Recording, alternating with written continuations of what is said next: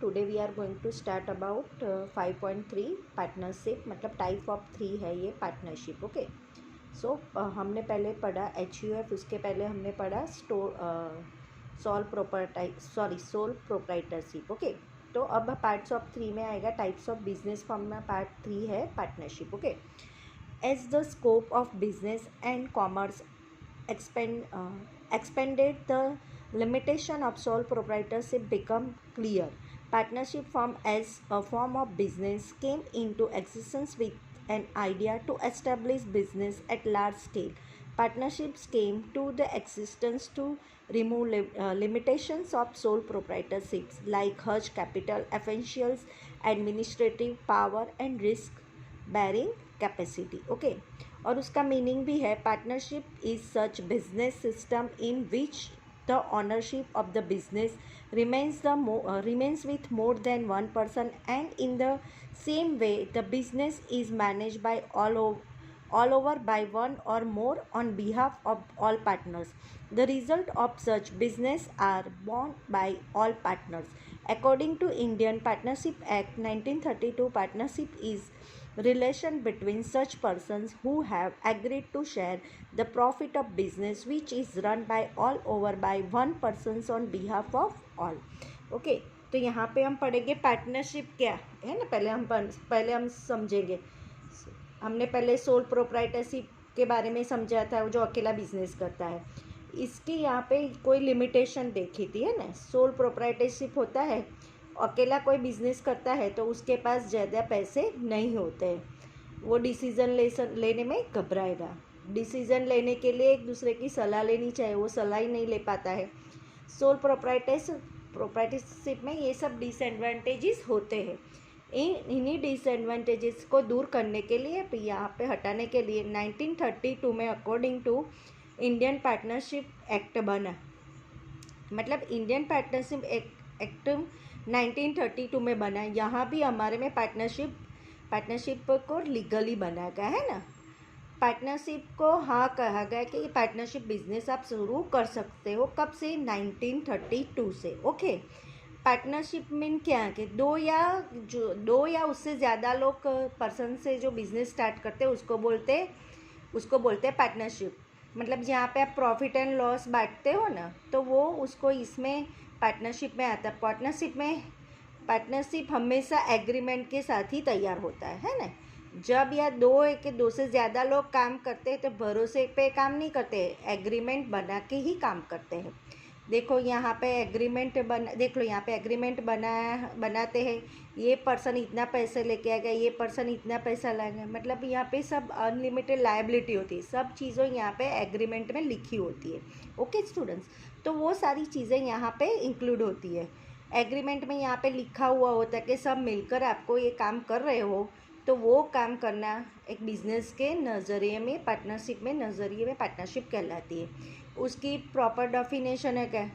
According to Indian Partnership Act 1932, partnership is a relation between such person who have agreed to share the profit of business which is run by all over by one person on behalf of all. Okay, तो यहाँ पे 1932 में जो Indian Partnership act के हिसाब से partnership वो जो रिलेशन कहलाता है, जो मतलब एग्रीड द शेयर और प्रॉफिट, मतलब बिजनेस में प्रॉफिट एंड लॉस में दोनों साथ में जॉइंट होते हैं। दोनों ने नक्की किया होता है जहाँ जो अपना प्रॉफिट या लॉस कैसे बांटेंगे, वो एग्रीमेंट में, मतलब एग्री करने के बाद ही प्रॉफिट एंड लॉस कैसे बांटेंगे वो सारा मैनेजमेंट होता है। सभी पार्टनरशिप मिलके करते हैं या फिर उस पार्टनर्स में से कोई एक वो सारी रिस्पॉन्सिबिलिटी लेता है ना।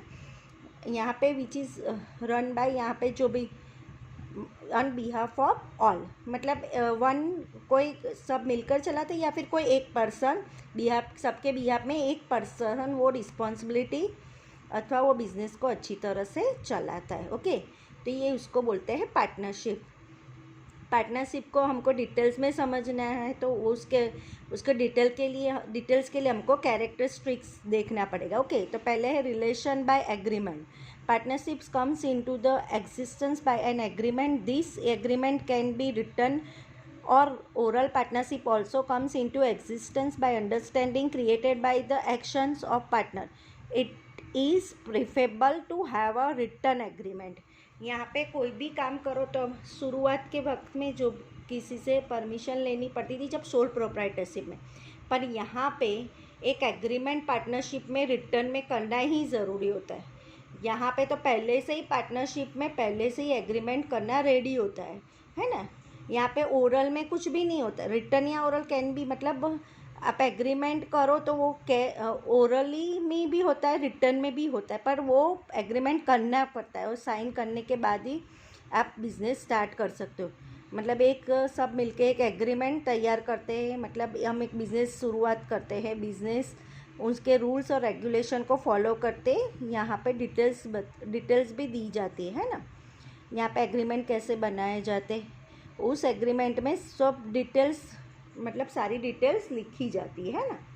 एग्रीमेंट के दो तरफ के, ओरल या रिटर्न, जितना हो सके एग्रीमेंट रिटर्न ही करना चाहिए, ओरली करना नहीं चाहिए, पर दोनों आते हैं. मतलब ओरली बोलोगे तो फिर कोई फिर जाता है कि ये नहीं करेंगे वो करेंगे, पर एग्रीमेंट रिटर्न ही होना चाहिए. फिर सेकंड है एस्टेब्लिश प्रोसीजर. ओके, तो establish procedure of a partnership form is very simple. One does not have to pass through the complex and long procedure of law. यहाँ पे जब भी एस्टेब्लिश करना करता है, जब भी मतलब प्रोसीजर होती है पार्टनरशिप की, वो वेरी सिंपल होती है. मतलब यहाँ पे one does not have to pass through the complex, मतलब एक ही की रिस्पॉन्सिबिलिटी नहीं होती है. लॉन्ग प्रोसीजर ऑफ लॉ, उसकी मतलब एक प्रोसीजर लॉन्ग प्रोसीजर होती है. इसीलिए मतलब यहाँ पे एस्टेब्लिश करने के लिए, मतलब बिज़नेस आगे बढ़ाने के लिए, एस्टेब्लिश करने के लिए वो जो मतलब एस्टेब्लिश वो प्रोसेस करनी होती है. प्रोसेस मतलब जो प्रोसेस है एकदम हार्ड नहीं है, एकदम सिंपल है. सिंपल सा एक गवर्नमेंट में जाके एक फॉर्म भरने होते हैं और उसके आपको आईडी प्रूफ वगैरह देने, पार्टनर्स के इंफॉर्मेशन गवर्नमेंट को देनी होती है कि हम सब मिलकर ये बिज़नेस शुरू करते हैं. ओके, इजीली ये आपका ये सारी चीज़ें तैयार हो जाती कि एस्टेब्लिश भी हो जाएगा, वो प्रोसीजर है ना. तो ये सारी चीज़ें ज़रूरी है. फिर रजिस्ट्रेशन, और उसके बाद है number of partner. It is not compulsory to register partnership form. Registration can be done by the register or firms to whom the partnership deed is submitted for registration. मतलब रजिस्टर इज़ कंपल्सरी नहीं होता है, आप अपने बताना ज़रूरी होता है, पर वो अगर नहीं बता सकते हो आप खुद में अंदर भी रजिस्ट्रेशन फॉर्म कर सकते हो, पार्टनरशिप डीड तैयार कर सकते हो. अगर करो तो बहुत अच्छा है, अदरवाइज़ अगर नहीं कर सकते हो, गवर्नमेंट से लाइसेंस वगैरह मिले, प्रॉपरली सरकार को बता के आप करते हो, रजिस्ट्रेशन करके करवाते, मतलब हम सब मिलके काम करते हैं, तो वो फ्यूचर में कोई भी प्रॉब्लम आपका होता नहीं है. वो सब आपको सबूत की तरह आपको काम आएगा. और नंबर ऑफ पार्टनर्स में in partnership form of the number of partners are 2 according to Companies Act 2013 clause no 464 numbers of partners in partnership firm cannot be more than 100 members as per government decision. According to Companies Act year 2014 clause number 10 miscellaneous rules, number of maximum partnership partners firm is 50. 2000 जो 14 में जो भी act के according तो जो भी changes हुआ 2014 में, मिनिमम आपको 2 लोग होने चाहिए और उस मैक्सिमम 50 होने चाहिए. 2 लोगों के साथ आप ज़्यादा से ज़्यादा 50 लोगों के साथ आपको काम पार्टनरशिप शुरू कर सकते हो. पहले ज़्यादा था पर अभी तो 50 हो गए. Purpose, the main purpose of partnership firm is to carry out lawful business activities to earn profits. And activity without profit is not partnership. Example, social services and religious activities, the legal, but their purpose is not to be earn profit, so it is not partnership. Partnership का यहाँ पे purpose क्या बताया गया है कि ये एक फॉर्म होती है, जो भी होता है वो लॉ के एग्रीमेंट बनाते हुए उसमें सारी चीज़ें लिखी होती है. हम सभी ये अपनी पार्टनरशिप का मतलब ये है, हम लोगों बिज़नेस जो भी लोगों की सेवा करेंगे, सोशल वर्क करेंगे, वो पूरा पर्पस होता है लिखा जाता है. देन यहाँ कैपिटल ऑफ मैनेजमेंट, उसके बाद क्या आता है पीछे, कैपिटल एंड मैनेजमेंट में क्या आता है, जब भी generally all partners bring capital but still is not necessary for all partners bring capital, partners bring the capital as soon as partnership did. कोई पार्टनर्स कभी भी कोई पैसे लेके आएगा नहीं, मतलब उसमें एक ऐसा भी कभी होता है, क्योंकि कभी कभी जनरली पार्टनर 5 पार्टनर्स है तो वो 5 लोग अपने घर से थोड़े थोड़े पैसे लेके आते, कैपिटल लेके आएंगे, है ना। लेकिन अगर एग्रीमेंट में पहले ही लिखा हो 5 में से एक इंसान पैसे लेके आएगा, नहीं है क्या, वो पॉसिबल है, क्योंकि एक की ज़रूरत नहीं, एक नहीं देते तो चल सकता है, ज़्यादा तक सभी पार्टनर्स मिलके कैपिटल जमा कर सकते हैं। Capital and management, in partnership firm all the partners can manage the firm jointly. All partners have right to take part in the decision making process as shown in the partnership deed. Anyone more than one partner can take part in the management, मतलब कोई भी एक decision भी ले सकता है, कौन सबसे बदले में एक पर्सन पूरा मैनेजमेंट कर लेता है। ओके, तो यहाँ पे कि दूसरे की मैनेजमेंट की दूसरे को ज़रूरत होती नहीं, कोई एक ही पर्सन वो सारा मैनेजमेंट कर सकता है। सब ने डिसाइड कर लिया अगर ऐसा हो तो कि नहीं दूसरा काम करेंगे, पूरा मैनेजमेंट कोई एक को सौंप दिया जाएगा तो वो भी पॉसिबल है। फिर है unlimited liability, like sole proprietorship in the matters related to the payment of the debts. Liabilities of all partnership is unlimited. All the partners have to all their private properties the payment of debts according to the Partnership Act. A partnership forms partners are responsible and personally and jointly for the payment of the firm's debts. Hence, if any of the partnership unable to pay the debt from the person property, them rest of the partnership have to pay the debt from their personal properties। मतलब all partners की liability unlimited होती है, कभी loss होता है तो personal property बेच के भी वो लोग पैसे देंगे, वो उनका डिसाइडेड होता है ना। तो वो सारी चीज़ अनलिमिटेड लाइबिलिटी के बाद आता है ट्रांसफ़र ऑफ ऑनरशिप, है ना। जब भी ऑनरशिप आती है ना, जब भी यहाँ पे इजी नहीं होता, यहाँ पे क्या होता है कि इन partnership form the transfer of ownership is not easy without the consent of all the partners. Any partners cannot transfer his share in favor of other person. If any partners transfer his share without the consent of all partners, then any partners can bring dissolutions of the firm. Okay, यहाँ पे कोई भी transfer मतलब 5 दोस्त मिलके कोई भी एक बिजनेस शुरू किया, एक पार्टनरशिप शुरू की, बराबर 5 लोगों ने, लेकिन कोई एक रीज़न की वजह से हमने कंटिन्यू नहीं कर पाए, तो वो उसने कि भाई मुझे नहीं करना है, जैसे मैं हूँ तो मैंने मना कर दिया कि हमें साथ में नहीं कर रहा हूँ, मैं अलग हो रहा हूँ, अब मैं आपके बिज़नेस में पार्टनरशिप में से अलग हो रहा हूँ, लेकिन मेरे बदले में आप कोई दूसरा पार्टनर्स ले लो, जैसे मेरा भाई आपके साथ काम करेगा, मेरी बहन आपके साथ मतलब कोई भी पार्टनर्स होता है तो वो पार्टनरशिप ऑनरशिप बोलते हैं। पहले मैं काम कर रहा था, कोई रीजन्स के वजह से मैं काम नहीं कर पा रहा हूँ, तो मैं बाहर निकल रहा हूँ, तो मेरी जगह पे मेरा भाई काम कर रहा है, तो वो पार्टनरशिप में ऐसा नहीं चलता है, ऐसा एचयूएफ में चलता, क्योंकि वो फैमिली होता है उसमें चलता है, पार्टनरशिप में ऐसा नहीं चलता, यहाँ पे ट्रांसफ़र नहीं होता है, तो ये पार्टनरशिप का रहता है, तो यहाँ पे ऐसी चीज़ें नहीं चलती है। पार्टनरशिप में जो पार्टनर है वही सिर्फ अपना काम कर पाएगा, दूसरा कोई अंदर ऐड नहीं होता है ना, क्योंकि एग्रीमेंट रेडी हो जाता है, एग्रीमेंट उसमें किया जाता है।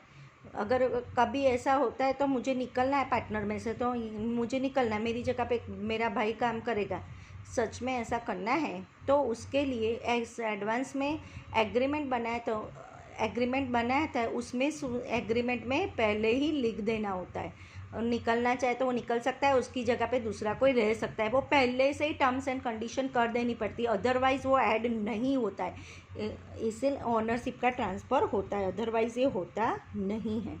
Legal status, Indian Partnership Act 1932 clarifies partners' rights, duties and rules, registration of firm as well as other provisions. Okay, तो यहाँ पे लीगल स्टेट यहाँ पे लीगल स्टेटस ऐसा होता है, लाइफ स्पैन ऑफ फर्म कि the life span of partnership is limited if any partner loses his mental balance dies and declare the insolvent, that partnership comes is an end, remaining the partners with their mutual consent can distribute the share of such partners among themselves as admit a new partner.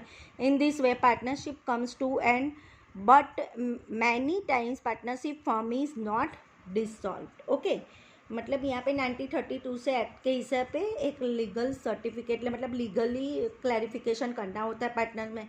आपका अपने business का proper licence निकला तो हम सब मिलकर ये काम करते हैं, गवर्नमेंट को बताते हैं, तो आपकी बिजनेस का एक लीगल स्टेटस माना जाता है। ओके, अगर लाइफ स्पैन की अब बात करो तो लाइफ स्पैन में क्या होता है, इनका लाइफ स्पैन क्या होता है, पार्टनरशिप का लाइफ स्पैन क्या होता है, सोल प्रोप्राइटरशिप की ज़्यादा होता है ना, लेकिन हैंड डिवाइडेड एच कम होता है। सोल प्रोप्राइटरशिप कंपेयर करो तो एक ही पर्सन काम करता है, यहाँ पे 5 लोग, यहाँ पे बिजनेस लंबा चलता है ना, 5 लोग काम करते हैं। एच के कंपेरिजन में एच में तो पूरी फैमिली काम करती है, एक मर जाए तो उसकी जगह दूसरा आ सकता है। पार्टनरशिप में ऐसा नहीं होता है ना। पार्टनरशिप में अगर कोई रिटायर्ड हो जाए या फिर डेथ हो जाए तो कोई प्रॉब्लम आ जाए तो वो पार्टनरशिप बंद करके नई पार्टनरशिप का डील नहीं बनाना, एग्रीमेंट बनाना पड़ता है। यहाँ वो सारी चीज़ें यहाँ पे वो क्या 5 लोग मिलके बिजनेस करे, बिजनेस चला रहे, किसी में से एक की डेट हो गई मतलब वहाँ पे पार्टनरशिप ख़त्म हो जाती है। फिर नया एग्रीमेंट, 4 लोग होते हैं वो अपने फीस से नया एग्रीमेंट तैयार करवाते हैं और फिर अपना बिजनेस चालू करते हैं। हम 4 लोग कैसे बिजनेस चलाएंगे वो खुद डिसीज़न लेंगे। अगर उस 4 में से किसी ने मना कर दिया कि भाई छोड़ देना, नहीं करना है, तो वो अपने बिजनेस नहीं करेंगे तो फिर वो बिज़नेस बंद हो सकता है। वो आपको ध्यान में रखना है। ओके स्टूडेंट्स, यहाँ पे ये कैरेक्टरिस्टिक यहाँ पे ख़त्म होती है। अब है एडवांटेजेस। ओके, तो next video I will explain you advantages.